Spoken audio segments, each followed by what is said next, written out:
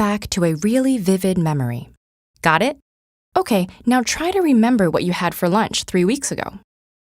That second memory probably isn't as strong. But why not? Why do we remember some things and not others? And why do memories eventually fade? Let's look at how memories form in the first place. When you experience something, like dialing a phone number, the experience is converted into a pulse of electrical energy that zips along a network of neurons. Information first lands in short-term memory, where it's available from anywhere from a few seconds to a couple of minutes. It's then transferred to long-term memory through areas such as the hippocampus and finally to several storage regions across the brain. Neurons throughout the brain communicate at dedicated sites called synapses using specialized neurotransmitters. If two neurons communicate repeatedly, a remarkable thing happens. The efficiency of communication between them increases. This process, called long-term potentiation, is considered to be a mechanism by which memories are stored long-term. But how do some memories get lost? Age is one factor. As we get older, synapses begin to falter and weaken, affecting how easily we can retrieve memories. Scientists have several theories about what's behind this deterioration.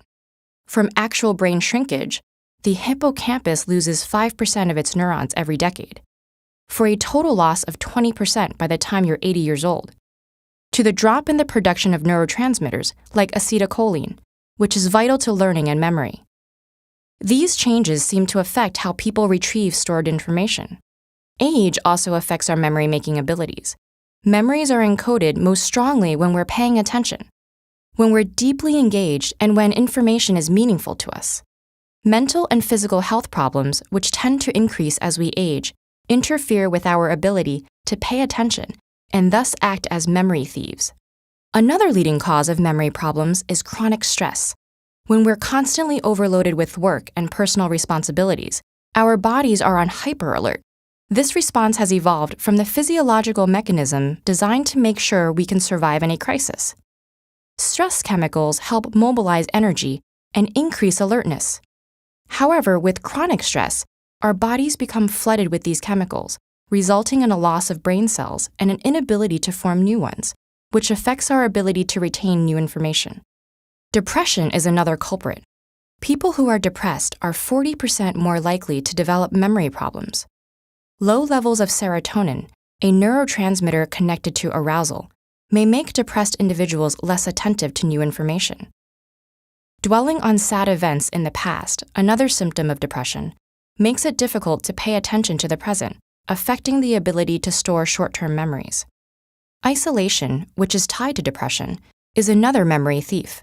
A study by the Harvard School of Public Health found that older people with high levels of social integration had a slower rate of memory decline over a 6-year period.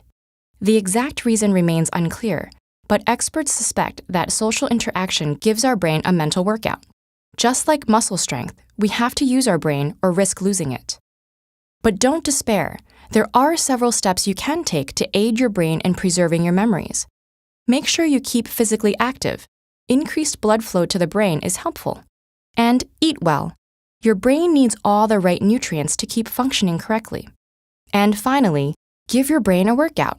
Exposing your brain to challenges like learning a new language is one of the best defenses for keeping your memories intact.